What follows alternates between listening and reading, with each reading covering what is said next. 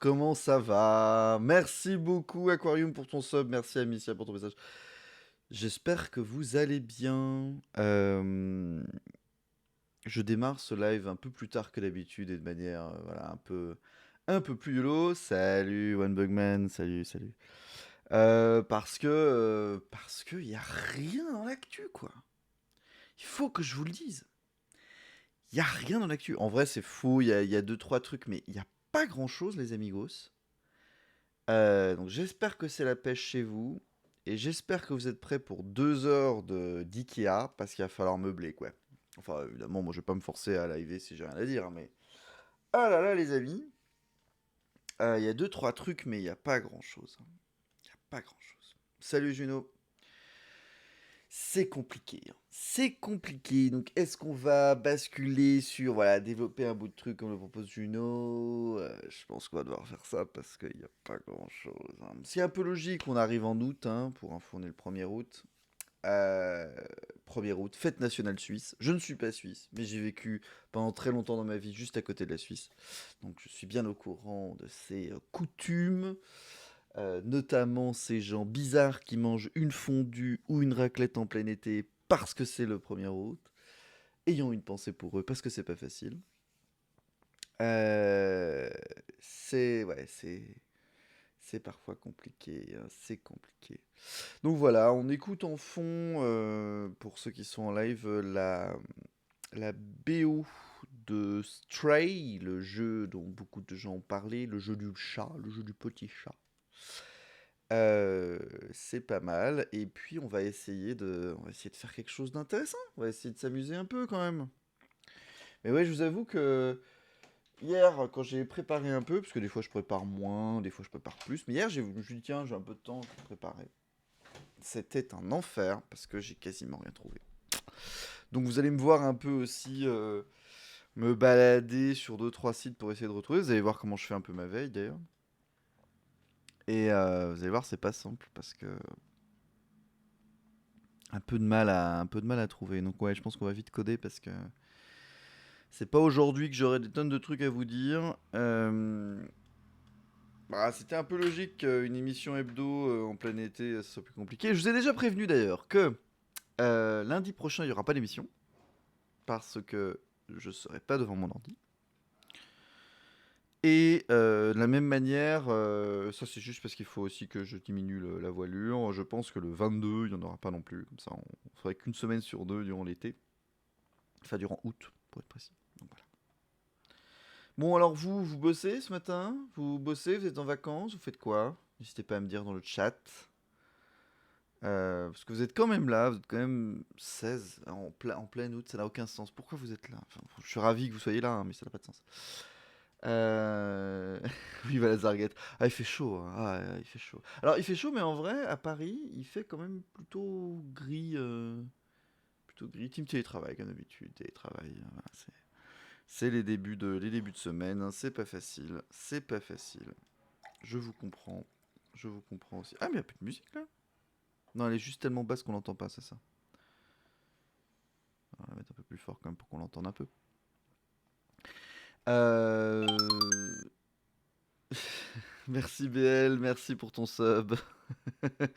Ça télétravaille aussi, oui. Mais bon, alors je sais aussi que le lundi matin, il y a beaucoup de cérémoniales, Scrum, Agile, tout ça. Il n'est pas impossible que je déplace lundi.dev finalement, que je déplace le lundi après-midi. Lundi en début d'après-midi plutôt que le lundi matin.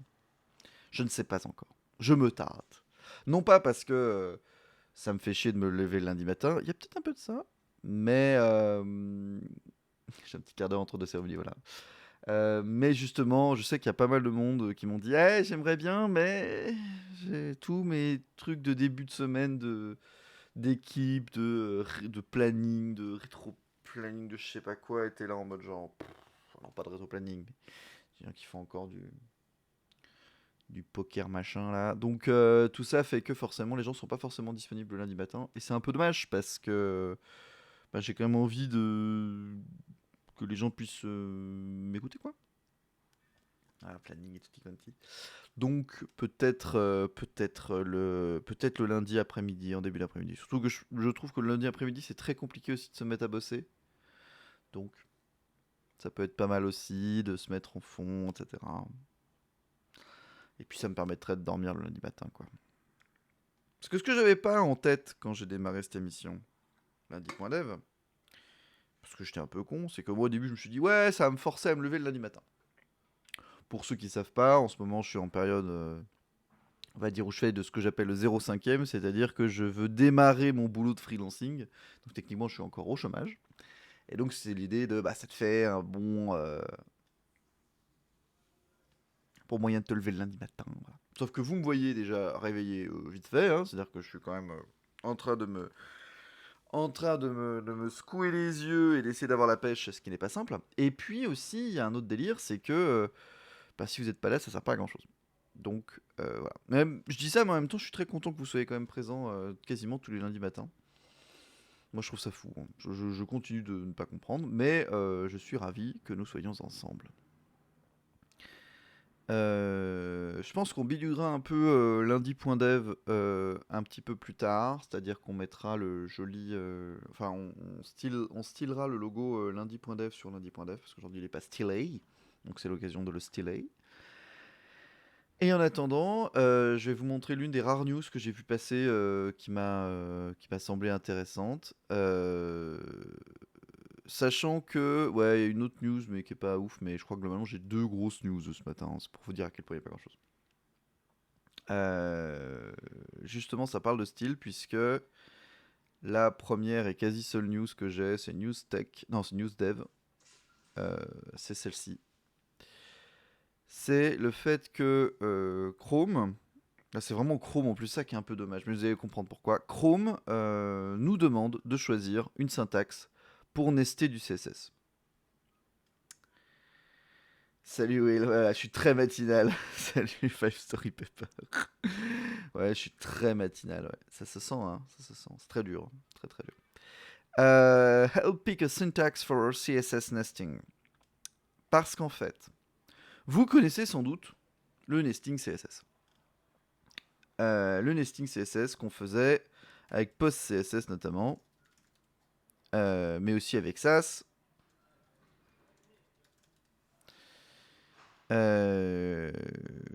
Tac.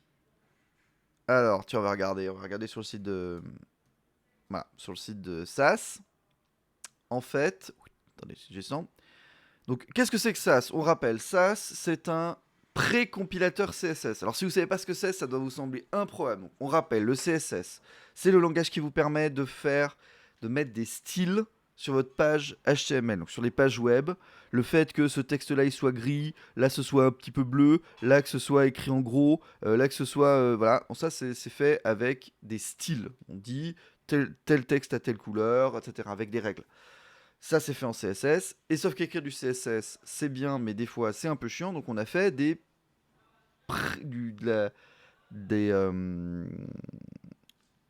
surlangages CSS. On dit pas surlangage, on dit normalement des... Merde.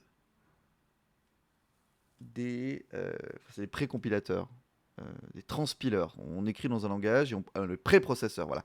On a des préprocesseurs qui nous permettent de passer d'un langage qui est plus agréable à écrire à le CSS. Sachant que le CSS est déjà pas mal agréable. Et donc notamment, Sass, pendant très longtemps, était l'un des rares langages, avec également Less, à proposer ce genre de choses. Et Sass, ou SCSS, parce qu'en fait c'est la même brique, mais c'est deux manières différentes d'écrire du CSS, permettait de faire ça, ce qui n'est pas autorisé en CSS. C'est-à-dire d'écrire nav, d'ouvrir une accolade, et en dessous, on met une nouvelle règle. Et en gros, bah, lui le comprend en étant, ah oui, c'est nesté, c'est-à-dire que on prend le truc d'en haut, on prend le truc de dessous, et ça nous permet d'avoir un truc combiné des deux. Ça a plein d'avantages sur la manière dont on écrit, c'est assez agréable, c'est assez cool. Bon, c'était capable également de faire des choses un peu malines, c'est-à-dire qu'on combine des trucs ensemble, c'est-à-dire alert, warning, ULP, ça nous permet d'avoir un alert UL, alert P, warning UL, warning P. En gros, ça fait le produit en croix de ce dont vous avez besoin, et c'est assez pratique. Le produit cartésien de ce dont vous avez besoin pour représenter ce que vous indiquez. Ce qui peut franchement être pratique. ULP absolument, vous avez les bonnes vannes, Nicolas Sarkozy. Et donc, il était aussi possible de faire des trucs un peu... Enfin, il est toujours possible d'ailleurs en SAS, hein, de faire des trucs un peu plus fancy, c'est-à-dire de mettre des bouts de sélecteurs d'un côté, ça les combine, voilà, avec plus. Alors, il faut savoir que plus ça existe hein, en CSS, hein, ça veut dire un P qui suit un H2. Bon, bah, ça fait un H2 plus P, et donc ça veut dire le P qui suit un H2, par exemple. Mais bon, ça devient vite YOLO, quoi. Et donc voilà, il y a des trucs d'interpolation et tout. Et ah, c'est dommage, il montre pas l'esperluette. Pourquoi il montre pas l'esperluette d'ailleurs? C'est bizarre, non? Parent Selector Documentation. Voilà, il y a l'esperluette qui en gros, si tu mets donc alerte, mais tu veux mettre le over du alerte, tu peux faire l'esperluette, donc le et commercial, hein, et l'esperluette over. Hey RD Network! Trop cool de te lire ce matin. Le délire des Henschald avec des beaux before et after. Voilà. L'idée, c'est qu'en fait, tu peux profiter du et pour pouvoir faire des trucs pas mal. C'est-à-dire, en fait, il y a un truc relativement élégant de dire j'ouvre un grand truc et dedans, je mets le over à l'intérieur, ou je mets note, quelque chose. Sachant qu'en plus, ça peut permettre de bien gérer certaines autres choses comme les media queries. C'est-à-dire que vous mettez une media query. Bon, media query, c'est une manière de faire du responsive en CSS. Et en gros, si vous mettez la règle de media query à l'intérieur dans ce genre de préprocesseur, en fait, ça la ressort en mettant le contenu à l'extérieur. Ça fait comme une chaussette qu'on retourne, quoi. Bref. Donc, vous voyez, ça existe depuis longtemps via SAS. Less a les mêmes mécaniques. Et post-CSS, avec post-CSS nesting. Alors, c'est en read-only, donc Westboost, tout. Oui, ok, super. Voilà, post-CSS le proposait aussi. Attendez, j'augmente. Il proposait de le faire. Donc, vous voyez, A, B, et C et D. Voilà. Donc ça donne AB, AC, AD. Voilà. Ça fait le boulot. Et comme vous avez vu, ici, c'est bizarre. On a le et là qui a l'air d'être obligatoire. Et bien justement, parce que ça commençait à se savoir que ça commence, en fait, que CSS voulait intégrer ça directement dans le langage. C'est-à-dire qu'on soit plus obligé d'utiliser une étape supplémentaire pour le faire. C'est-à-dire qu'on puisse directement nester du CSS. Et ce qui n'est pas rien, enfin, c'est un vrai délire, c'est un vrai changement et ça peut permettre de diminuer le tooling parce que moi, par exemple, c'est l'un des rares trucs, enfin, je le fais pas systématiquement, mais régulièrement, je mets post-CSS nesting juste pour pouvoir faire ce genre de choses parce que c'est très pratique. Je crois qu'il y a d'autres exemples. Non, est-ce qu'il y a des exemples aussi avec... ouais, ils ne le montrent pas, mais en gros, ça sert aussi pour, comme je disais, les media queries. Et donc, il y a une discussion qui se fait dans le CSS Working Group, donc les gens qui définissent le CSS, et notamment par, donc voilà, c'est co-founder of Outboard et CSS Working Group Invited Expert, et donc des gens de chez Chrome, et il se trouve que Chrome a envie d'avancer ce sujet-là. Sauf que, il se pose des questions, c'est-à-dire que comme il l'explique ici, donc avec CSS, Less et Stylus, il y a des délires comme ça, qui donnent des délires comme ça. Bon. Et ils se posent des questions sur comment le faire. Sauf qu'ils ne peuvent pas le faire exactement comme ici, alors pas comme ici du coup, comme dans la version d'avant, c'est-à-dire où juste ils reviennent à la ligne, voilà, parce que dans un cas particulier, je crois qu'ils décrivent ici, voilà, leur but c'est de ne pas être ambigu, c'est-à-dire qu'il y a certains cas où cette manière-là d'écrire serait ambiguë, et en gros ça nécessiterait de parser tout le code et d'essayer de comprendre est-ce que c'était un nesting ou est-ce que c'était une règle qu'il n'a pas comprise, quoi. Bref. Donc, ils peuvent pas simplement faire ça. Donc, ils ont envie d'être le plus proche, mais pas vraiment. Donc, en fait, ils ont 3 options qu'ils proposent. L'option @nest, l'option @nest mais systématique, et l'option des brackets. Donc, je vais vous montrer juste les options qu'ils proposent. Vous allez comprendre. En fait, les 3 propositions qu'ils proposent, donc c'est nest, nest always et brackets. Donc, exemple classique, foo, et à l'intérieur, un bar. Et donc, l'idée, c'est de mettre un et au début pour dire je nest, comme Véronique, lol, je nest bar dans foo. Voilà. Et les 3 propositions, c'est donc on fait comme ça, on met systématiquement @nest devant, avec le et, ou on remet des brackets devant. Et en CSS, du coup, ça donne ça. Il donne un autre exemple.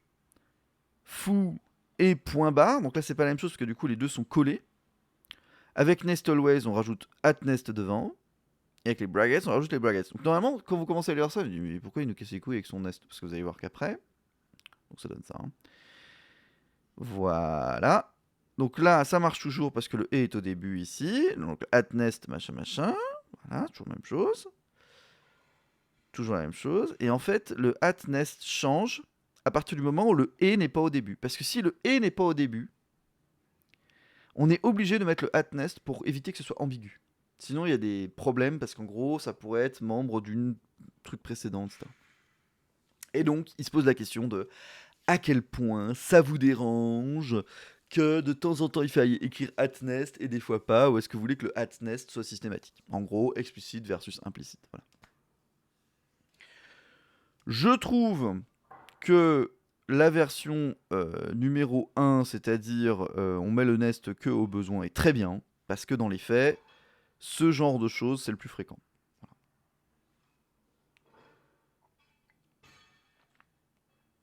Notamment parce que, comme il le montre plus bas,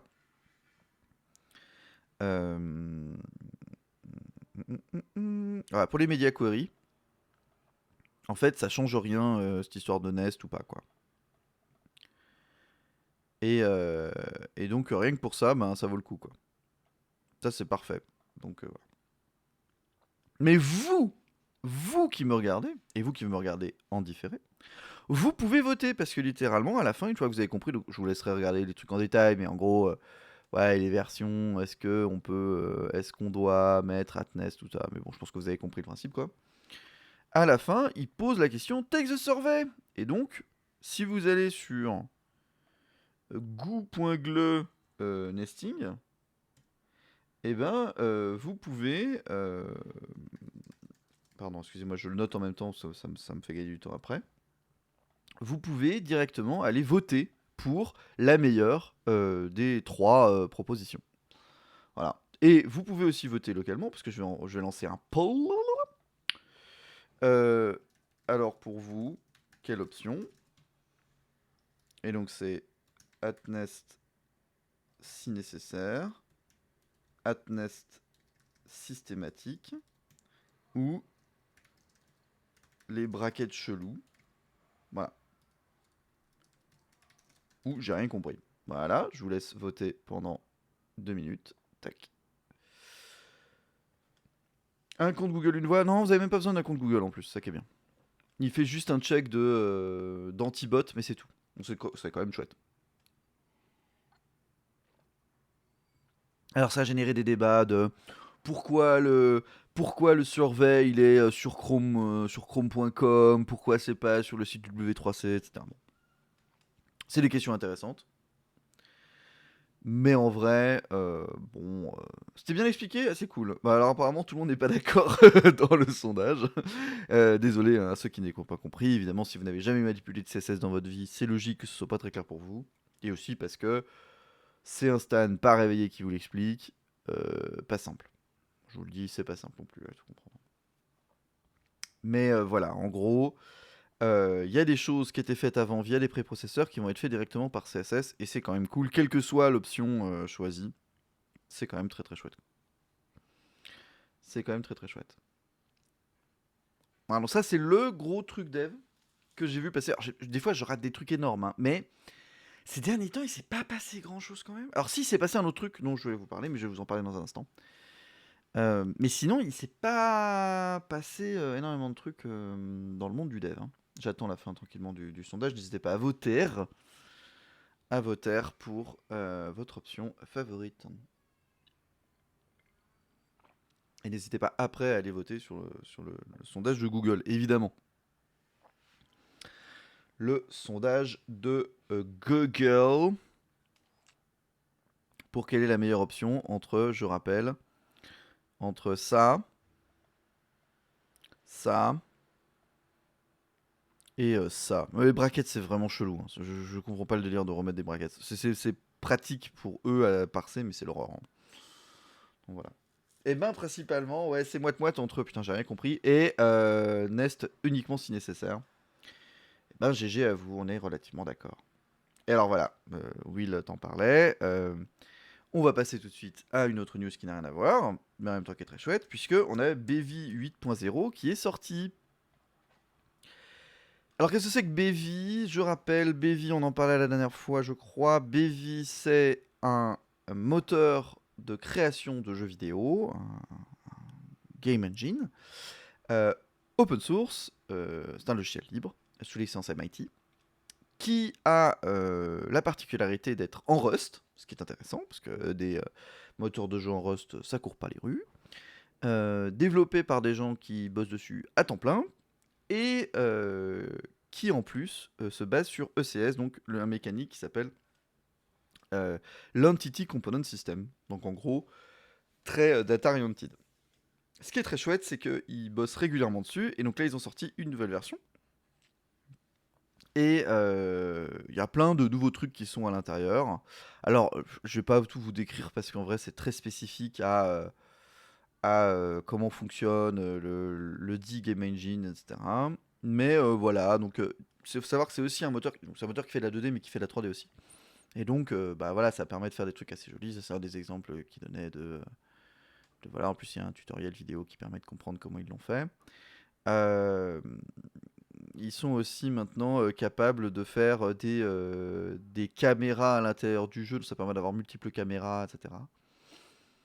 C'est c'est assez pratique, assez cool. Et ce qui me fait plaisir aussi, c'est de savoir. Salut Kisha.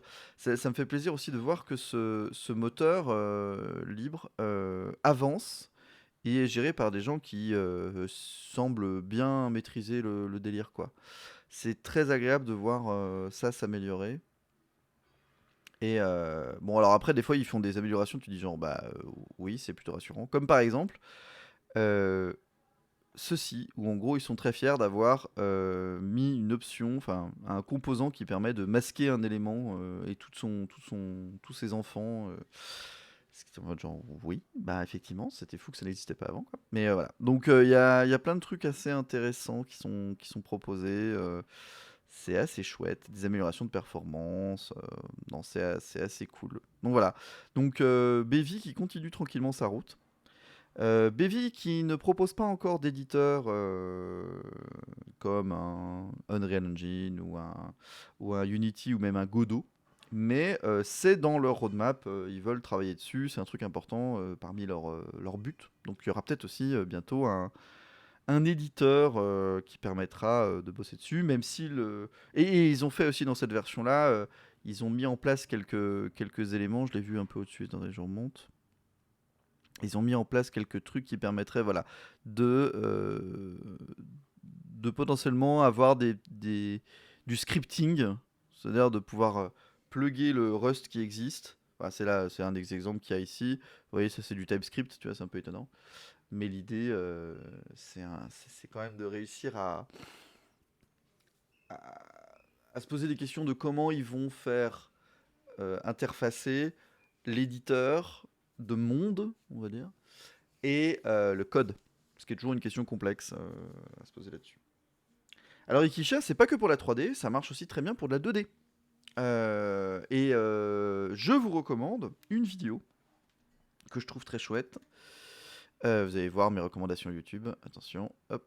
Normalement, il n'y a rien de glauque, mais voilà, c'est pas mal. Ah tiens, il y a le prochain Last Week Tonight qu'il faut que je regarde. Mais c'est Bevi Tutorial, et parmi les tutoriels, il y en a un que j'aime beaucoup. Voilà, c'est celui-là que je vous recommande, qui est très chouette, qui est un tutoriel très complet de quelqu'un qui fait un petit jeu. Attendez, je vais vous montrer le début. Will play ça. Ouais, super. En gros, il explique, etc., comment faire un petit jeu tout bête, et à la fin, ça nous donne un truc assez cool, vous allez voir. Hop, voilà. Hop, hop, hop, hop. Hop, hop, hop, hop. Voilà, regardez, il fait son petit jeu, où en gros, ça vous permet de faire un petit jeu avec des ennemis qui suivent une formation en plus. Il y a plein de trucs assez cool, et la vidéo dure 1h20, ce qui est pas très long pour un truc qui explique quasiment tout from scratch. Je vous apprends pas à faire du Rust, mais sinon vraiment ça se suit très très bien. Il y a une voix qui porte bien, et ça vous permet vraiment de comprendre de A à Z comment il fait un petit jeu avec Bevi. Ce qui est assez cool, je trouve. Enfin, il y a vraiment un côté ça a vraiment fait cliquer les trucs chez moi. Donc voilà. Donc il y a en plus des, des, des choses intéressantes à découvrir de ce côté-là. Excusez-moi, je prends l'URL pour le mettre après dans la description de la vidéo. Oui, car n'oubliez pas, normalement, tout ce dont on parle est dans la description de la vidéo sur YouTube. Et sur lundi.dev, évidemment. Donc voilà, donc non, il y a plein de nouvelles choses.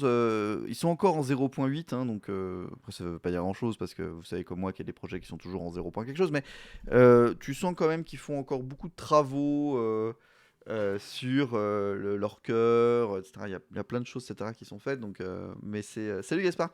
Mais c'est ça aussi que je trouve intéressant. C'est vraiment un projet qui est en pleine. On voit le projet grandir et c'est très agréable à regarder. Un projet comme ça qui grandit à ciel ouvert, quoi. Yo ma ligue. Donc ouais, très très cool, quoi. Et à part ça, les amis, pas grand chose, hein. Je me suis baladé sur le brief, vous savez, c'est Next Impact. Souvent, quand je me balade dans le brief, je trouve 2-3 trucs intéressants. Mais en vrai, pas grand chose pour notre audience. Alors, il y a le nouveau noyau Linux, mais bon, il n'y a pas grand chose de très intéressant dans les nouveaux noyaux. Genre, ouais, il y a des nouveaux drivers. Bon, rien contre l'équipe Linux, hein, ils ont raison de le faire. Il y a aussi des intégrations pour la puce M2 de Apple, mais en fait, c'est des trucs très hardware, et je suis pas très hardware, donc j'ai pas grand chose à vous dire par rapport à ça. Après, il y a du fait divers un peu classique. Voilà, il n'y a pas grand chose de très intéressant qui s'est fait. Là-dessus, il y a un petit truc. Moi, je suis intéressé, Amicia, si tu as des trucs à rajouter, mais voilà, il n'y a pas. Si Amazon Drive qui ferme, vous voyez, mais j'ai pas trouvé ça très intéressant au point d'en faire vraiment une lecture avec vous. Et globalement, durant la semaine, j'ai regardé aussi les autres jours, il n'y a pas grand chose. J'ai rien contre les devs Linux, j'ai moi mon ami qui l'utilise. Non, mais voilà, enfin, c'est cool, mais il n'y a rien de fou ces derniers temps, quoi. Donc, comme je vous ai prévenu, revue de presse, ouais, vite fait. Là, on va surtout coder. D'ailleurs, je vais changer un peu le. Ah oui, ça c'est vrai, Amicia, j'ai vu aussi en le lisant, parce que du coup, ouais, on peut quand même lire ça rapidement. On va quand même prendre le temps. Je l'ai vu sur Hacker News. Euh, Ah bah, il s'est déjà barré de la première page, donc je vais vous dire à quel point les gens s'en foutent. Putain, j'ai vu la. Attendez.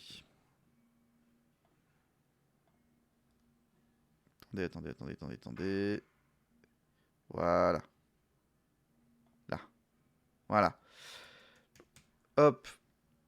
Ah mais attendez, il faut que je traduise, je suis con. Translate. J'ai vu passer un tweet. Non, mais pour le coup, on peut aller lire le. Lisons le mail de Linus, pour une fois qu'il n'insulte personne. Donc, Linus Torvald, donc toujours le mec qui s'occupe de faire sortir les versions de Linux, hein, c'est de ceux-là que vient le nom, hein, quand même, donc a fait un mail pour annoncer donc la sortie du nouvelle version du noyau Linux. Et il a écrit ceci: nous y sommes donc avec une semaine de retard, et la version 9.5.19 est taguée et envoyée. Parce que expulser, c'est pas ça, quoi.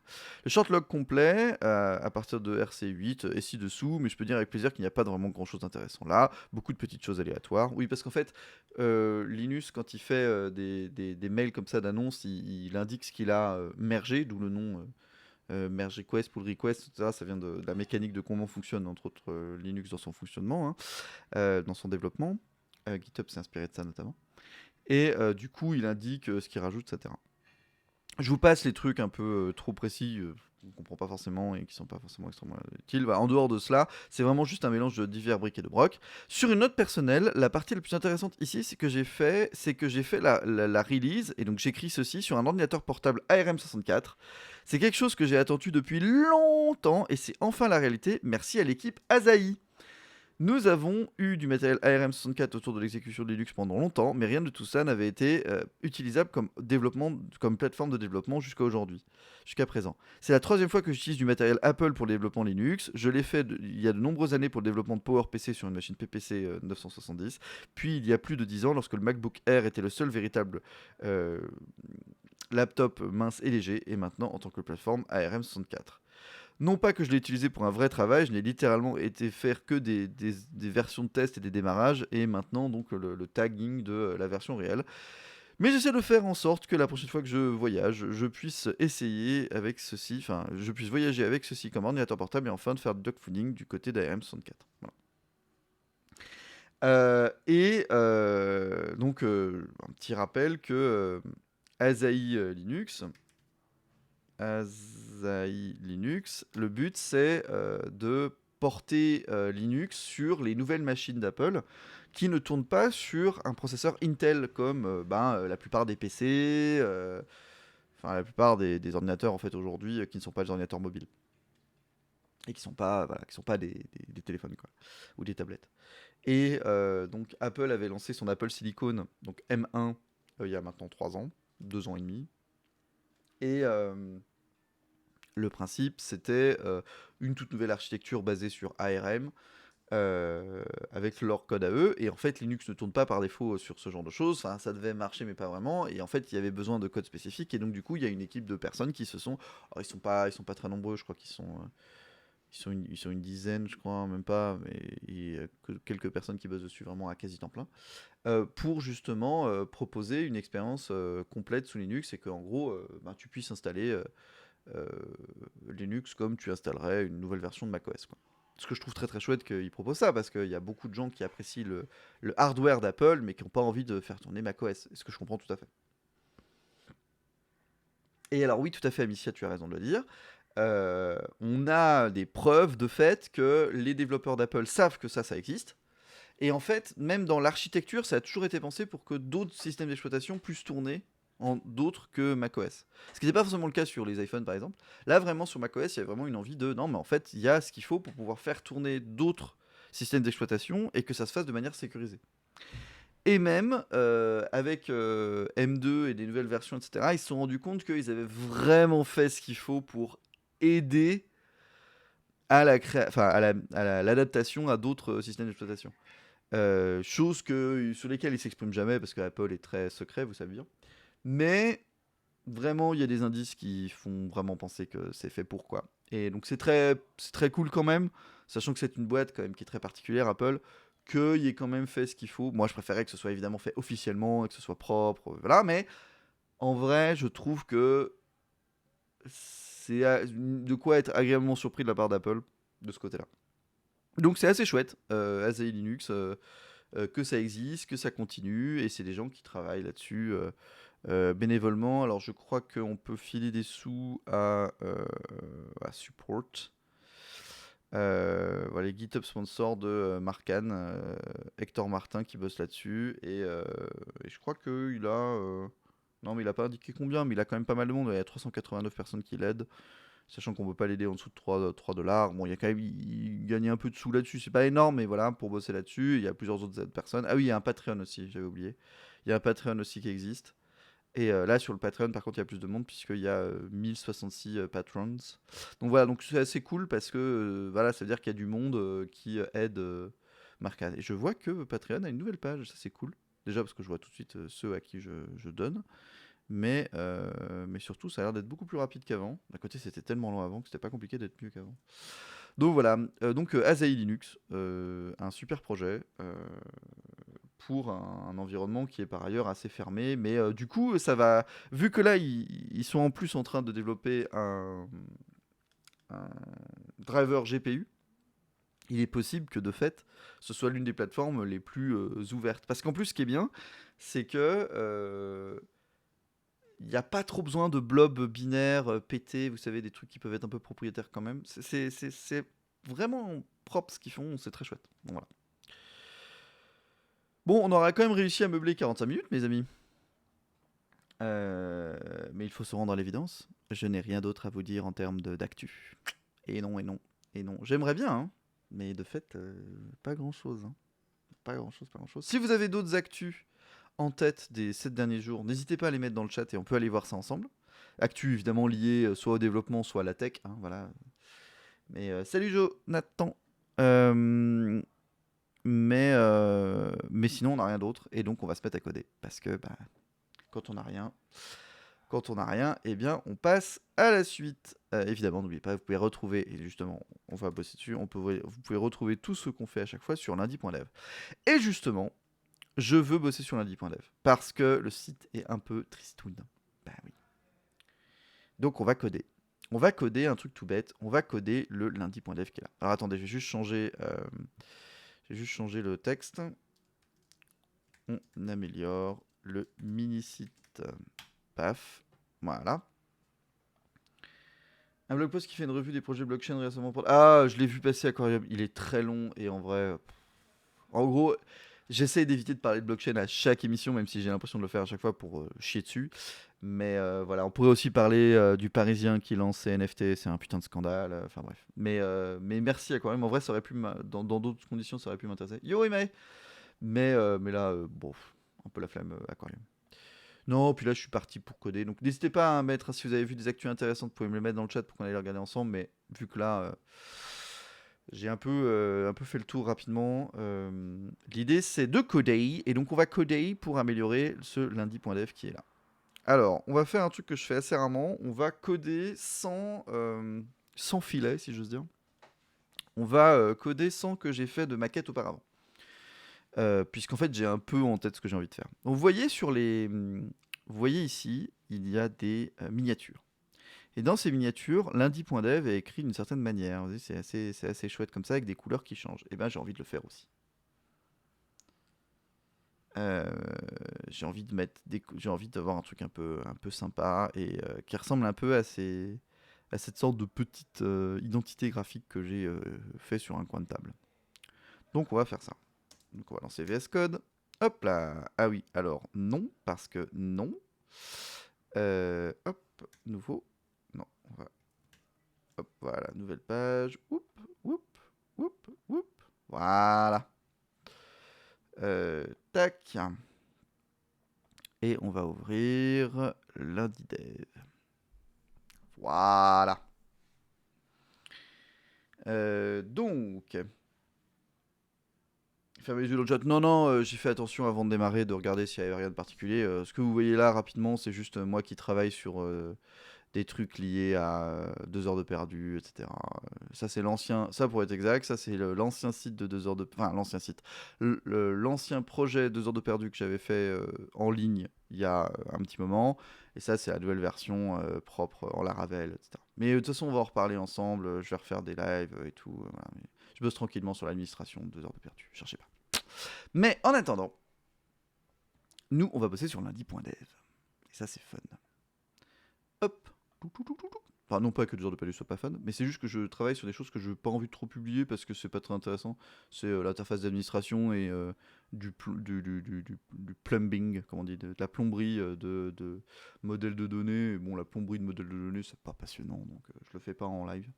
Je referai du live sur 2 heures de perdu quand on s'attaquera à des choses très visuelles, parce que c'est ça qui attire aussi les gens, faut le dire. Et ce que je peux comprendre aussi.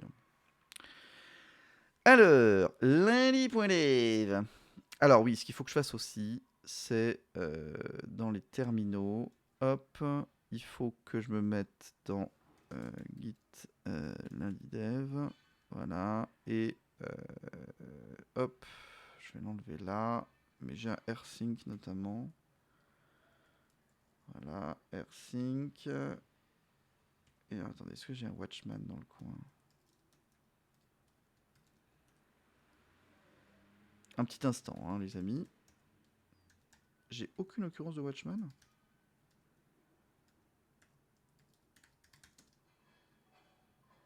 Je me souviens plus comment je faisais. Attendez juste un petit instant. Oui, alors non.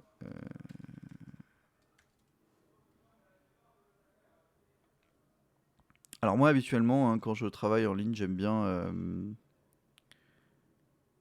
Voilà, tac, tac, tac, tac. Hop.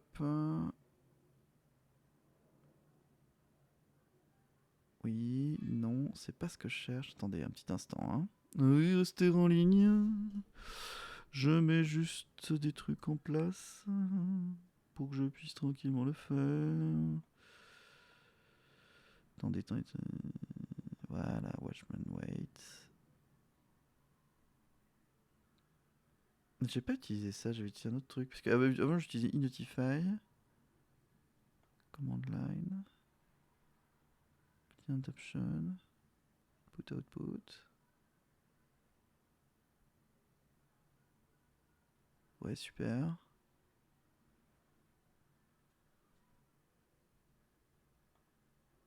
Non, je pense que c'était Watchman Wait que j'utilisais.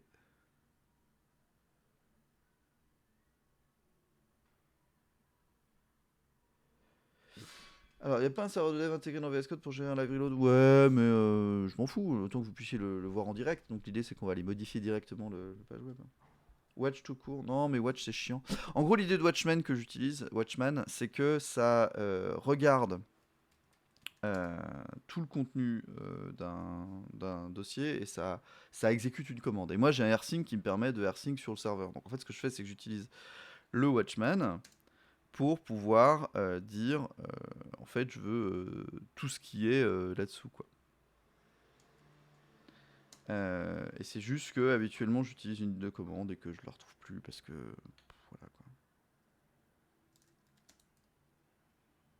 quoi. Hop.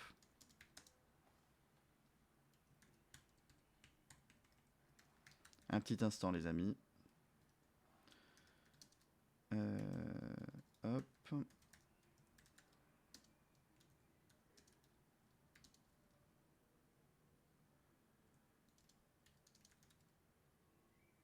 Voilà, normalement si je fais ça.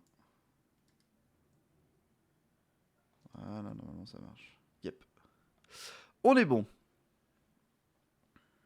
Non, c'est pas juste pour un live reload à moi, c'est vraiment j'ai envie de le faire en le publiant en même temps parce que je trouve ça marrant que je développe à ciel ouvert parce que là on est sur on est purement sur du CSS quoi, donc c'est pas très voilà. Donc mes amis, ce que j'aimerais c'est styler ce truc là, le lundi.dev qui est là. Alors par contre si on pouvait avoir de la musique ce serait cool. La musique. Allez, je vais me remettre un peu de bossa nova sim parce que tout j'adore ça. Voilà. Hop. Désolé, j'adore cette musique, je force un peu avec, mais bon. Alors. Donc l'idée c'est de styler ce titre-là, on disait. Donc c'est le H1 qui est là. Donc si on regarde notre style, est-ce qu'on a déjà fait quelque chose avec ce H1? Je crois qu'on a même... Je l'ai jamais stylé en fait le H1. J'ai rien fait avec. Le H1 est pur, hein, si j'ose dire. Enfin, ça veut rien dire. Mais... littéralement, il n'y a pas de style dessus. Si on regarde le H1, vous voyez, les styles, il n'y en a pas. Voilà. Le seul truc, c'est qu'on a changé la fonte, quoi, c'est tout. Ce qui est fou quand même, hein. Pour dire à quel point j'ai fait ce site à l'arrache. Hein. Donc on va essayer de l'améliorer. Donc on va prendre un petit H1. Hop. Je vais le mettre un peu au tout début, puisque c'est un peu au haut de la page. Et on va lui donner une font size précise, genre je sais pas, 32px. Hop. Ah bah, c'est pile ce qu'il y avait avant, c'est rassurant. Non, ou alors c'est que ça se met pas à jour. Attendez, c'est bizarre cette affaire.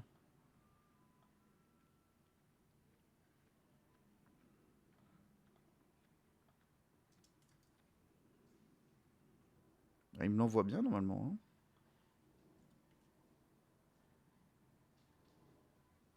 Hein. Oui, c'est bien ça. Hein. C'est bien au bon endroit que je l'envoie. Qu'est-ce que c'est cette affaire? Qu'est-ce que sont ces trucs? Attendez, je vais mettre lundi.dev, point d'exclamation. Vous voyez, ça marche.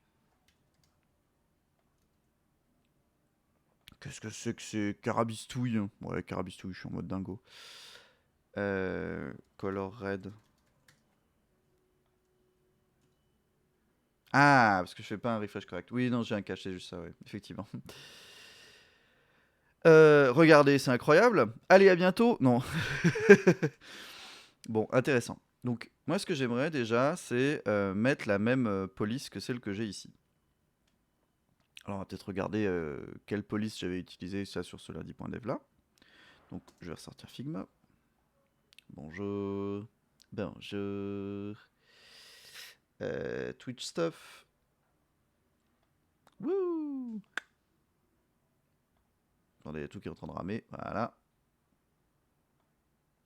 Alors. C'est du Firamono. Voilà, tout ça pour juste info. Hein. Donc c'est du Firamono. Donc il nous faut du Firamono. Donc, qu'est-ce qu'on va faire? On va utiliser le downloader. Allez, on va utiliser le Google Font Downloader, là. Voilà. Firamono. Tac. Alors, Zarget, tu n'es pas le seul, t'inquiète pas. Je le sais. Comme tu peux t'en douter, euh, je suis arrivé à la même conclusion que toi. Effectivement, le rouge moche, c'était pas une bonne idée. Voilà. Et ce qu'on va faire, c'est même qu'on réduira en prenant juste voilà, Firamono. Et en fait, je vais même juste garder que le WOF 2 parce que aujourd'hui, les gens qui n'ont pas du WOF 2, ce sont des gens qui ne méritent pas de regarder mes vidéos. Ouais, moi je suis un mec fou quoi. Non, mais en gros, la plupart des gens utilisent correctement ces trucs-là, donc on est bon. Pardon, hein, je réfléchis à haute voix, donc forcément ça ne veut pas dire grand-chose. Afficher dans le Finder. Hop. Et on va juste mettre un de vos dossiers fonte. Ensuite, on va les regarder dans les téléchargements. On va télécharger ça. Voilà, hop.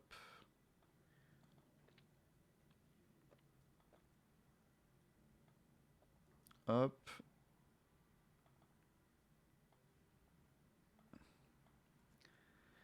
Non, je garde pas local pour les plus. On s'en fout, vraiment.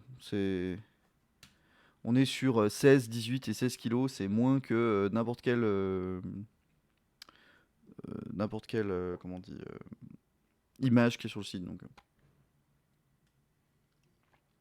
c'est de la suroptimisation.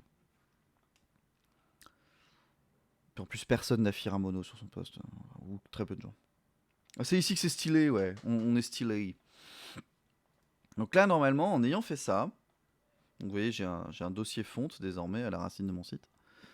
Normalement, si je fais font family, il faudrait que je fasse pareil pour Inter hein, par ailleurs. Normalement, si je fais font family ici avec. Donc là, c'est du monospace si j'ai rien. Firamono. Paf, on enregistre. Et on force le rafraîchissement et regardez, c'est du Firamono. Haha. Cool, non? Coolos, no? Bon, ça reste quand même rouge en red, hein, donc on va quand même mettre blue. Oh, c'est bien mieux en bleu. Ça pousse la fonte, effectivement, un beau podcast sur la typo. Je suis assez d'accord sur la typographie. Donc, bon, ça c'est pas mal, mais c'est pas incre non plus. C'est pas mal sans être incre. Incréatif. Vous l'avez chez vous? Alors, l'idée que j'aimerais, c'est de faire une bordure autour du texte. On va garder le bleu pour l'instant, on changera après les couleurs, vous inquiétez pas. J'aimerais faire une bordure noire autour du texte, comme on a ici. Si je regarde Figma, cette bordure, moi je l'avais fait comme ça en mode YOLO, outside stroke, mais je pense que si je lui demande comment on le fait en CSS, attendez, CSS, voilà, il me dit de la grosse merde, c'est-à-dire il me dit ouais bah tu fais une border, ce qui n'est évidemment pas possible sur du texte. Donc on est basic. Donc on va aller regarder comment on fait aujourd'hui pour faire du texte autour du, enfin une bordure autour d'un texte. Parce que je sais même pas moi-même. CSS Tricks, border on text. Add stroke to web text. Voilà. Alors ça date de 2010, mais mis à jour en 2021. Donc on va voir.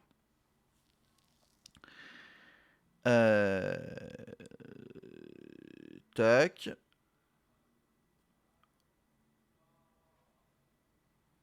Voilà, c'est WebKit Text Stroke. Mais alors, WebKit Text Stroke, ah bah c'est utilisé par tout le monde maintenant.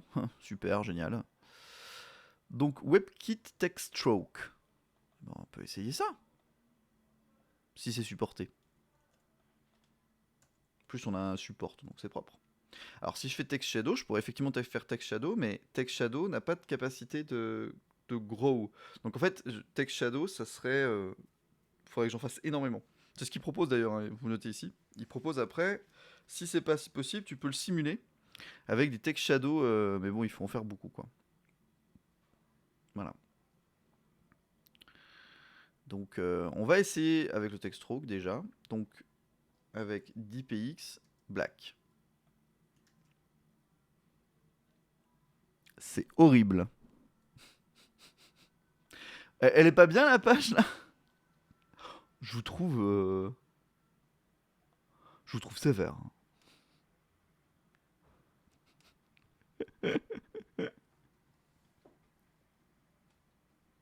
Voilà, ça fait beaucoup là, non? Bon, c'est peut-être pas incre. C'est peut-être pas incre.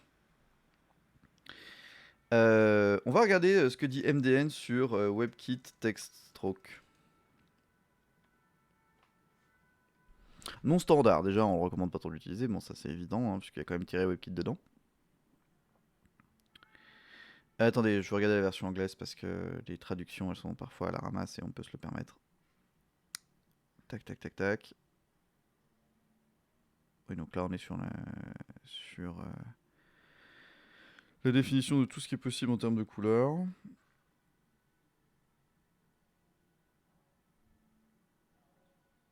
Text stroke width, strict stroke color, donc c'est ce qu'on utilise, et strict fill color. Donc il n'y a rien sur le faire à l'extérieur, etc.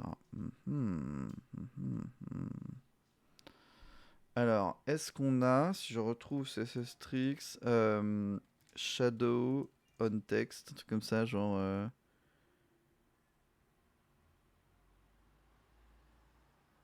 Non. Alors, je sens gros comme une maison qu'on va devoir utiliser du SVG, les avis.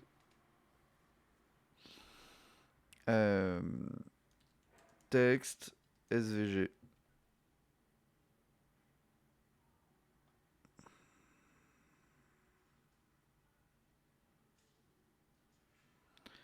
Oui, très bien, très bien, très bien, très bien. Très bien, très bien, très bien, très bien, très bien, très bien, très bien.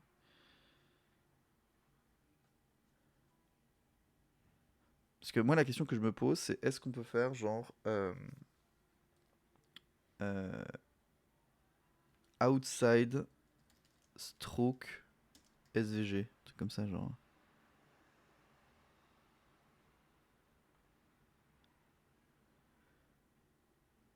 Vous voyez ce que je veux dire?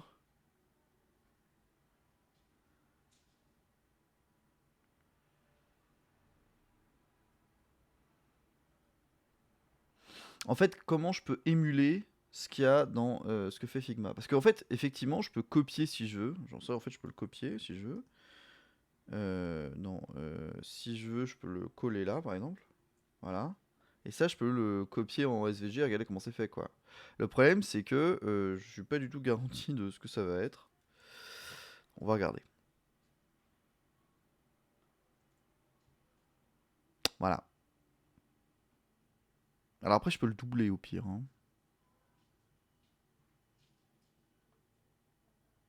Comment il est le markup? Ouais, c'est un path, quoi. Ouais, bah super. Super. Trop content.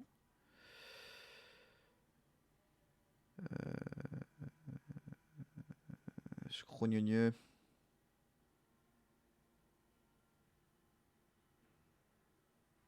Attendez, est-ce qu'on peut avoir SVG, Shadow, Grow, enfin non, comment on dit, c'est pas Grow, c'est...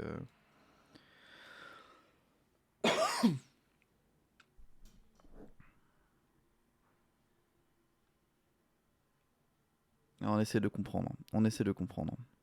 Parce que ça fait un moment qu'on n'a pas fait de Shadow en SVG.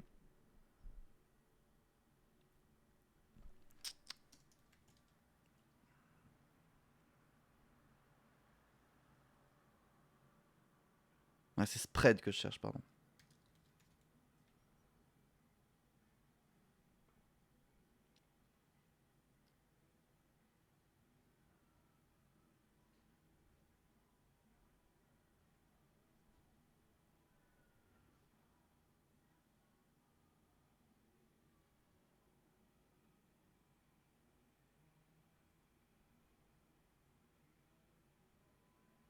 Hmm.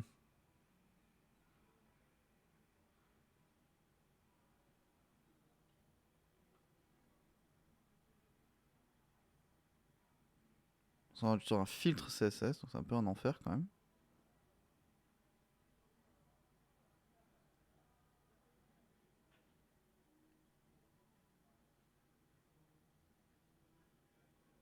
Attendez, il n'y a pas un moyen de faire SVG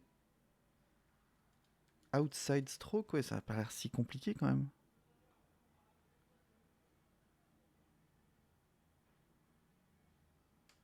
Voilà. No, you cannot specify whether a stroke is drawn inside or outside an element. Tout le monde s'en foutait.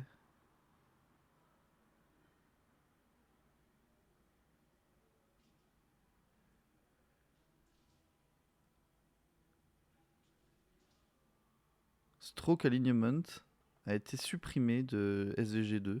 Insupportable.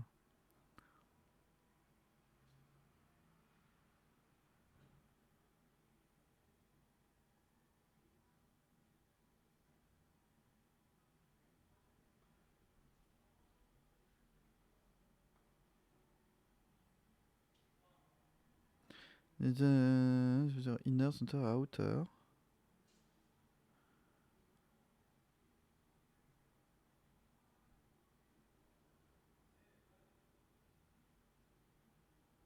C'est incroyable. En gros, c'est ce qui est marrant, c'est que c'est vraiment donc des questions qui se sont posées. Alors pourquoi je veux que ce soit à l'extérieur? Vraie question de cette world. C'est parce qu'en fait, j'aimerais répliquer l'effet que j'ai sur mes comment on dit? Sur mes miniatures, pardon, désolé, j'ai un peu de mal avec les mots. Sur mes miniatures, et j'aurais aimé le faire sans dupliquer vraiment littéralement. Enfin, j'aurais bien aimé que ce soit vraiment du texte, quoi, que je puisse le changer si je veux, etc. Parce qu'en fait, si je le copie depuis Figma, comme ce que j'ai fait ici, évidemment, lui, il va pas me copier le texte, il va me copier les points, les différents points qui composent tout ça. Et ça, j'ai pas de problème à le coller dans mon code, mais c'est pas ce que je veux vraiment, quoi. Si tu es juste sur ce que tu veux, non, tu peux pas, tu peux pas t'assurer de ça parce qu'en fait, l'alignement des lettres sera pas bonne. Donc même si tu agrandis la police, ça suffira pas pour faire ça. Non, je veux un effet de contour, quoi.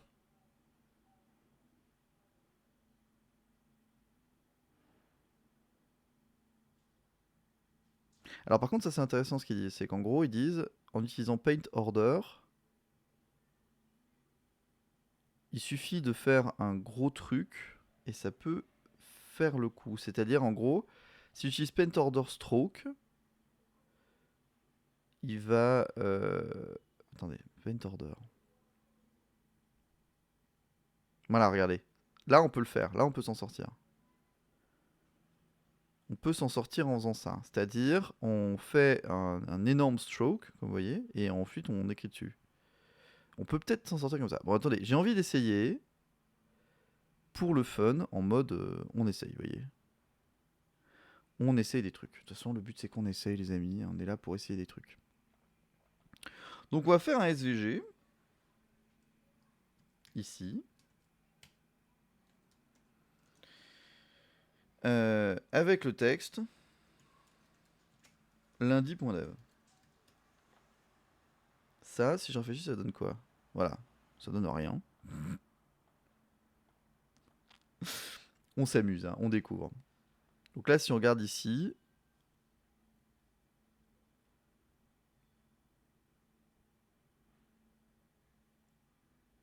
ah, si je veux faire ça, par exemple.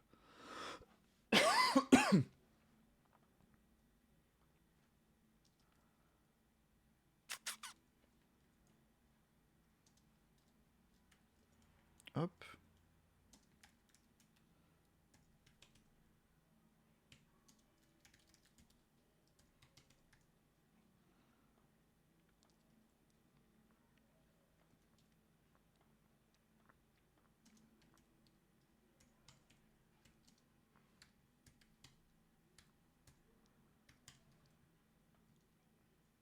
Lundi. Eh, c'est un bon début, hein. Je sais pas pourquoi on a que lundi, mais lundi. Lundi, les amis. Ah oui, parce que d'accord, ok. Attendez, on va le tester comme ça. Lundi.dev. 350. Voilà, 350 c'est pile poil. Et tac tac.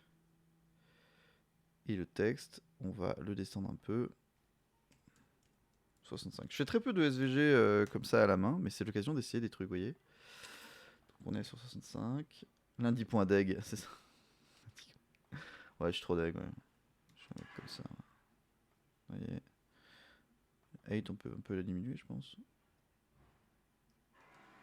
Non, 50, c'est peut-être un peu trop diminué. 80, voilà. 350, 80, 0,65. Si je réfléchis, on est là. Alors, ce qu'on va faire aussi, c'est que je vais en changer le style. Je vais enlever le text stroke là.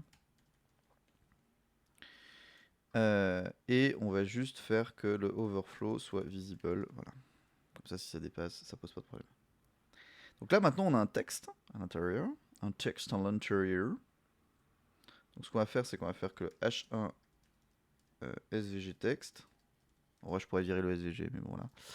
On va dire que c'est... alors, c'est fill current color. Current color, c'est toujours la couleur du texte à l'endroit où il est. Donc du coup, je lui dis, tu remplis texte par la current color. Du coup, ça devient bleu, comme le bleu qu'on a indiqué ici. Jusque-là, tout va bien. Et donc apparemment, si je veux, je peux faire un stroke black, stroke with... Attendez, c'est peut-être un peu petit. Si vous me dites pas, je peux pas savoir. De 10 px. Voilà, donc là c'est quasiment visible. Mais je peux faire, si je veux, et c'est ça qui nous intéresse, paint order.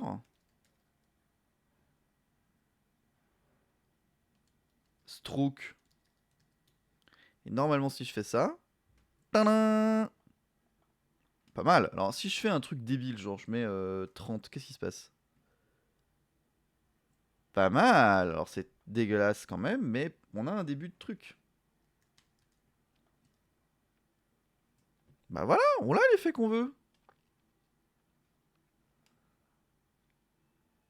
Franchement, incroyable. Alors, bon coup, le bleu est dégueulasse, mais c'est logique. Enfin, on savait que ça allait être dégueulasse. Hein. On va prendre un bleu qui a un peu plus de sens. Hop. Voilà. Comme quoi, un petit coup de SVG et c'est gagné. Donc, on a été obligé de passer en SVG pour avoir accès à ce genre d'informations comme paint order. On va vérifier par principe que dans Safari, par exemple, ça marche bien. Dans Safari, ça marche bien. Et par principe, on va aussi ouvrir Chrome. Ça marche bien. Donc, pourquoi j'ai fait ça? J'ai pas fait juste ça comme ça, c'est que je veux vraiment essayer d'imiter ce qu'on a dans mes miniatures. Donc, dans mes miniatures, qu'est-ce que je fais au niveau du texte? Est-ce que j'ai changé des trucs au niveau du texte? Est-ce que... non, j'ai pas changé grand chose. Donc normalement on a à peu près la même gueule. Alors ça n'a pas exactement la même apparence pour des raisons de... Vous avez vu que j'ai un peu accouillé la manière dont c'est fait, mais globalement c'est pas mal. Maintenant il faut randomiser la couleur au milieu. Absolument, c'est ce que je voulais faire.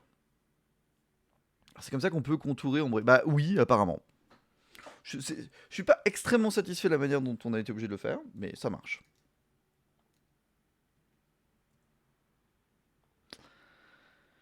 Et donc voilà, l'idée c'est de randomiser la couleur au milieu. À chaque chargement, idéalement. Ça sera idéal. Donc à chaque fois que tu viens, il y a une autre couleur qui est utilisée pour lundi.dev. Voilà.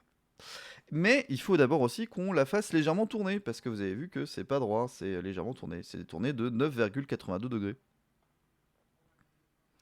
ça, on peut le faire directement au niveau de H1.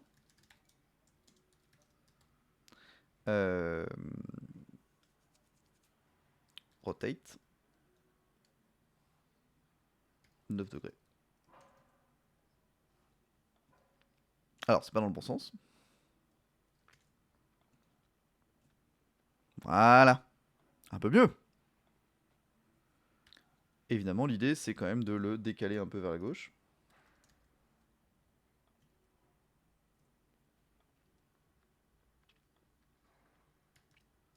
Évidemment, il faudra qu'on fasse gaffe aux versions où il n'y a pas assez de place, évidemment. Lundi, point dev.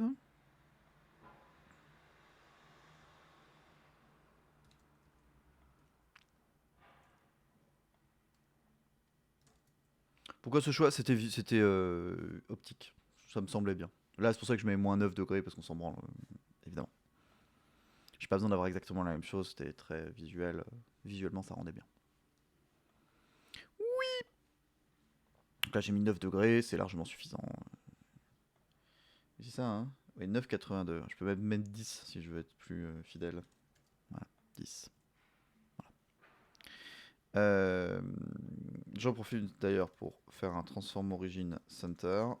Center. Pour s'assurer qu'on rotate bien du milieu. Alors ça, vous allez me dire, bon, on s'en fout, c'est une rotation. Ouais, mais non, parce que si je veux m'amuser après. Donc voilà, donc là on a une couleur. Et un des trucs que j'aimerais bien faire, c'est changer cette couleur à différents moments. Bien mieux avec 10, je suis d'accord avec toi, Zarget. Je suis d'accord, My League, ça me plaît pas non plus, mais en fait, c'est le problème, c'est qu'à partir du moment où c'est un peu tordu, c'est le bordel. En fait, l'harmonie visuelle va être compliquée à partir du moment où j'ai un truc qui est penché. C'est déjà compliqué. En vrai, c'est proche, mais c'est pas horrible non plus, je trouve. Donc bon, je sais pas trop. Alors déjà, un truc qu'on va faire aussi pour le texte, c'est qu'on va faire un aria label ici, tout de suite. Lundi.dev, voilà. C'est l'équivalent de alt pour un SVG. Faut retordre tout le texte derrière, voilà, j'ai pas tout bougé la page comme ça va pas trop bien se passer. Mais juste, on va prendre 5 minutes parce que là, par contre, pour le mobile, ça doit être nimp parce que ça doit passer derrière. Voilà, c'est ça. Donc on va éviter ça.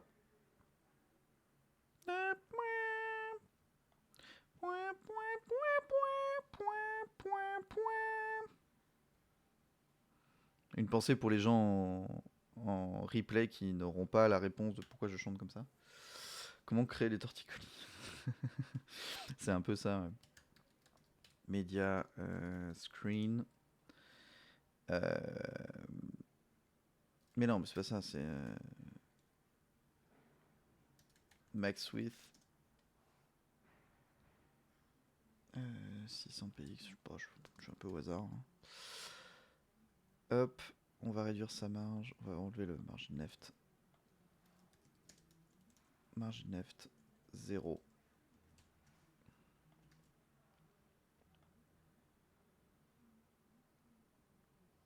Alors c'est bien, mais au bout de 700 px, ça sera bon, paf. Au bout de 750 px, ça sera bon. Voilà. Bon, en vrai, dès 800 px, on peut l'enlever. Hein. On peut le redécaler. Voilà. Hop.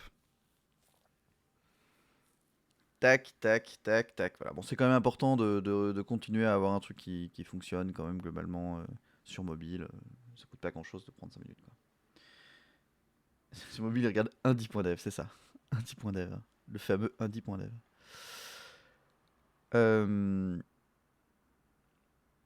Et donc, ce que j'aurais bien aimé, c'est d'avoir deux trucs. Une couleur là, et la couleur du bouton qui change à chaque, euh, à chaque chargement. Et pour ce faire, pour éviter de se faire trop chier, l'idée c'est de générer une couleur, le mettre dans une variable CSS et l'utiliser par la suite. Ça serait rigolu. Alors, pour ce faire, je vais prendre cette couleur-là, paf, et je vais la mettre sur la route les routes. Je vais appeler ça genre main color. Et je vais prendre cette couleur là. Et je vais la HSL, voilà. HSL. Paf. Et ensuite, je vais mettre que la couleur de cet H1, ce soit ça. Ou alors du light gray.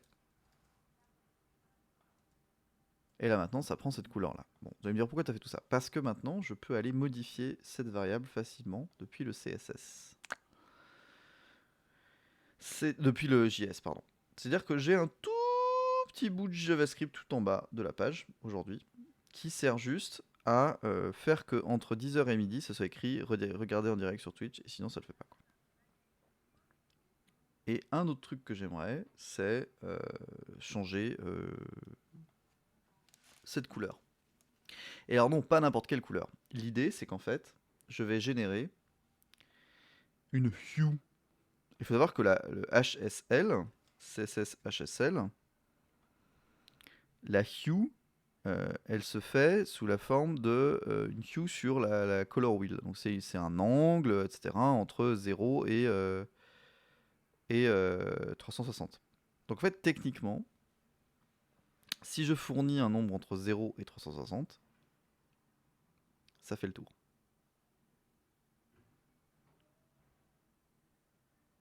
Donc, si je mets un nombre entre 0 et 360, ça va choisir une hue au hasard. Ça sera pas parfait, les couleurs sont pas forcément parfaites, mais ça fait largement les 3/4 du boulot, quoi.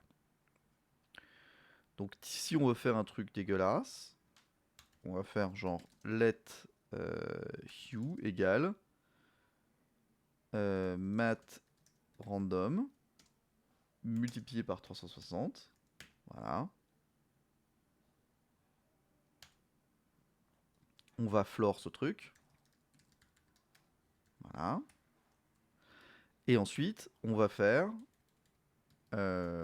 document root element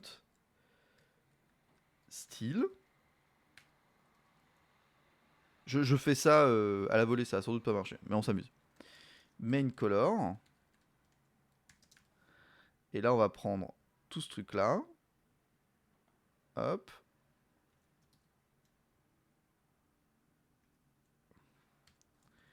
Mais ici, on va mettre la hue. Voilà. Et ça ne marche pas. Avec sans doute une erreur. Root element is nul. Ah. C'est pas document root element? Non. Ah non, mais c'est pas document root element, c'est quoi? Attends. Get root element from HTML. Paf. C'est document element.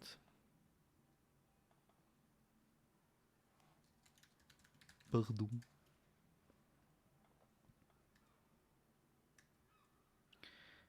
Et alors, pour info, il nous donne une erreur. Il nous dit document style is not a function.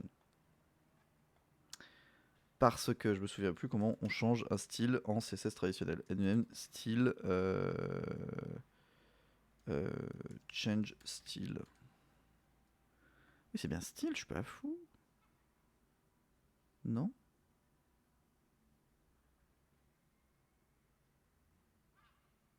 Alors attendez, si je fais mdn change CSS variable JavaScript, voilà. Attendez, si je laisse ça mais en anglais, comme ça nous donne. Voilà, super, super, super, incroyable, incroyable, incroyable, incroyable. Values in JavaScript, ouais, c'est ça. C'est set property, pardon. C'est style, set property. Ah, et là, normalement, si je fais ça, je rafraîchis. Voilà, regardez, hop, j'ai une couleur. Je rafraîchis, hop, une autre couleur. Hop, une autre couleur. Hop, une autre couleur. Hop, une autre couleur. Hop, une autre couleur. Hop, une autre couleur. Hop, une autre couleur. Hop, une autre couleur. Hop, une autre couleur. Pas mal, non?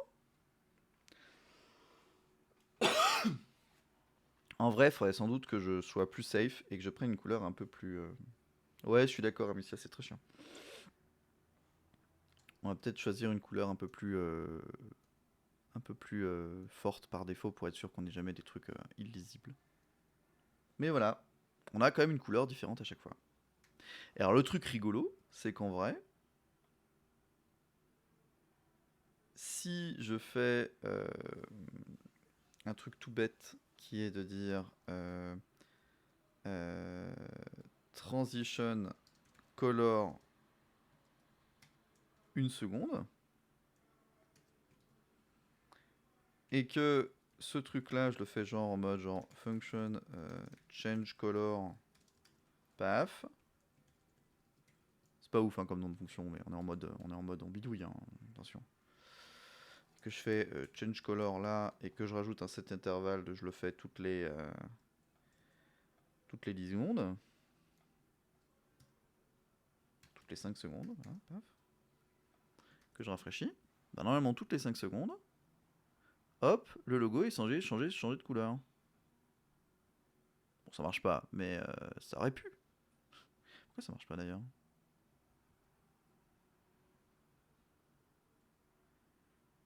Ah, mais parce que je suis con, je mets pas le bonne nom de fonction. C'est sûr que ça va pas marcher. Hop. Voilà, et regardez, hop. Ça a changé de couleur. Maintenant. C'est pas incroyable ça?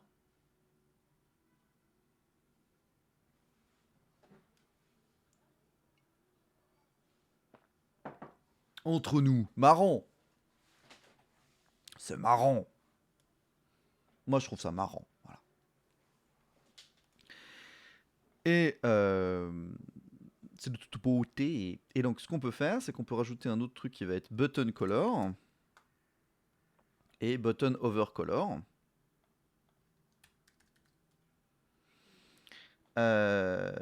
Mais qui seront juste avec des hues différentes parce qu'aujourd'hui, ce truc-là...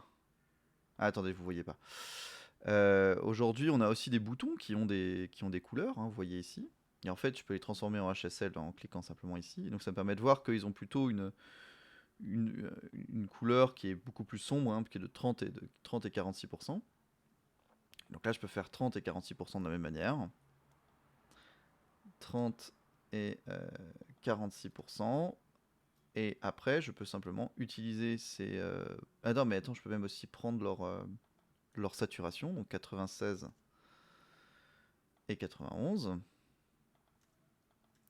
Et ensuite, je peux simplement aller utiliser ces couleurs-là. Alors, en vrai, les couleurs fonctionnent pas de manière aussi simple que ça. Il y a des subtilités selon les types de couleurs. On n'est pas sensible aux couleurs de la même manière, mais on s'en fout. J'ai décidé, on s'en fout. Je mets les anciennes couleurs comme fallback. Hop.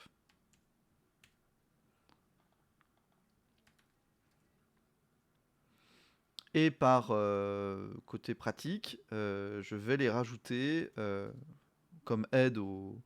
Je vais mettre un set in JS au-dessus, regardez, hop.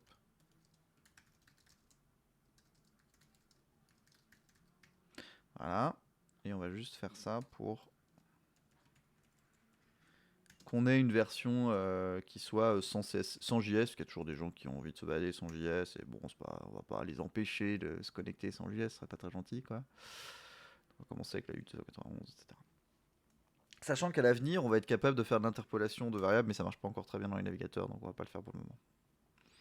Mais à un moment, on pourra juste avoir une variable pour le hue et dériver tout ça automatiquement. Mais aujourd'hui, ça marche pas très bien. Ça déconne. Le navigateur est un peu perdu quand on le fait.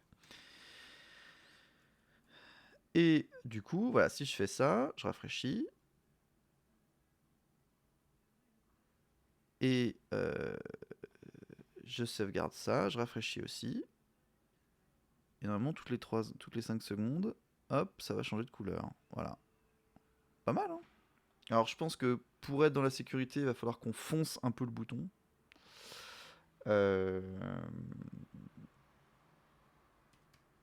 Tac. Ça va poser des problèmes en termes d'activité de générer la couleur de cette manière. Bah alors, c'est pour ça que je fonce les couleurs du bouton, pour être sûr qu'il y ait peu de risques en termes de couleurs, quoi. Si c'est suffisamment foncé, il n'y a pas de risque dans tous les cas. Et le hiver est pas immonde par rapport à la couleur de base. Le over, non, ça va. Non, non, ça va. En vrai, ça va, c'est pas horrible. Alors oui, bien sûr, Maëlig a raison de le souligner. Ce serait bien qu'on ait aussi une petite transition de couleur pour que ce soit joli. Donc on va faire ça. Petite transition de couleur sur le bouton, sur le CTA, que je retrouve plus. Ah, il est là, paf. Alors du coup, on va le faire sur background color, le transition évidemment. Paf. Hop. Et pareil pour ça.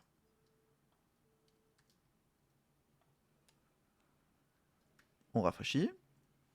Et là, normalement, à chaque fois qu'on change de couleur, hop. Voilà. C'est marrant, non? Ouais, vous avez vu, c'est pas très compliqué, hein. J'espère que j'ai été relativement... j'étais pas focus sur l'explication au fur et à mesure que je l'ai faite, mais vous voyez, c'est tout bête.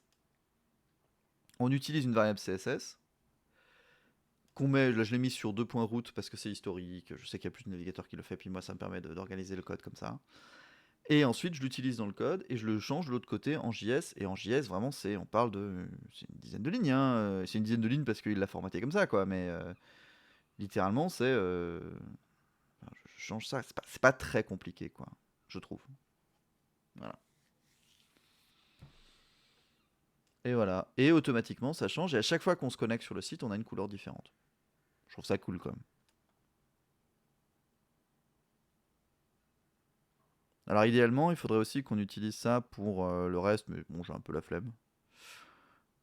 Ça restera orange pour l'instant pour le reste, mais voilà. Voilà, petite bidouille sur le site lundi.dev. J'avais pas forcément envie de faire des trucs très compliqués pour ça, mais au moins qu'on ait un truc moins tristoun que ce que c'était avant, quoi. Voilà, voilà.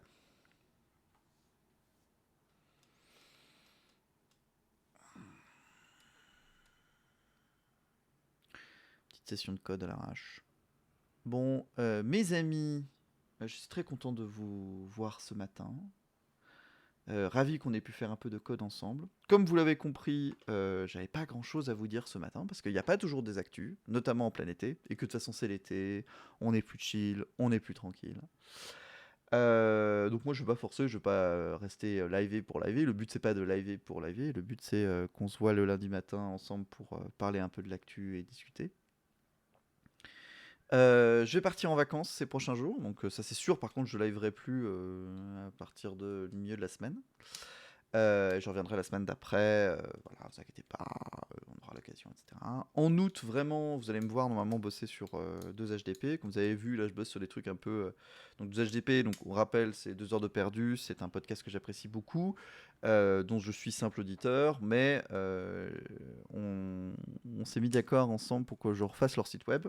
Et du coup, ils sont aussi d'accord pour que j'en parle sur Twitch et que je vous montre le développement. Sauf que pour le moment, je travaille plutôt sur le back-office, c'est-à-dire tout ce qui est lié à leur gestion d'épisodes, etc. Parce que j'ai envie de proposer un truc de bonne qualité. Et du coup, c'est pas très intéressant à montrer en live. C'est plutôt quand on fera le site, le front office, etc. Que je partagerai tout ça, parce que c'est très graphique, c'est très intéressant. Je pense qu'on pourra parler de plein de choses à ce moment-là. Néanmoins, si vous prenez des vacances en août, je vous souhaite de très bonnes vacances. On se retrouve dans tous les cas, si je fais pas de live entre temps, le 15. Parce que j'en refais un lundi.def le 15. J'en fais pas la semaine prochaine, mais j'en fais le 15. Et en plus, le 15 août, c'est un jour férié, donc j'espère que vous serez là. La dernière fois que j'ai fait un jour férié, il y avait du monde, donc on verra.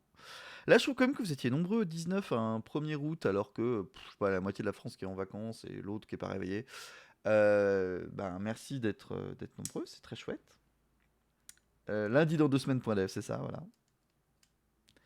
Ouais, Zarket, mais c'est pas grave. Il y aura d'autres occasions de faire du bac. J'ai envie aussi de bidouiller un peu du Bevi pour faire un peu de Rust, pour faire un peu de jeux vidéo à un moment. Faire un mini-jeu tout bête, mais le faire en Rust c'est marrant et de le faire en ligne c'est encore plus marrant. Donc on fera ça à l'occasion aussi. Entre deux développements de 2HDP. Donc voilà, c'était très fun de faire ça ensemble, les amis. Je vous dis donc à dans 2 semaines. Et puis évidemment, je vais essayer aussi d'être dans sa cartoon dimanche, mais c'est pas garanti puisque je serai en vacances. Donc voilà. Allez, à bientôt. Ciao, ciao, ciao. Oh yeah.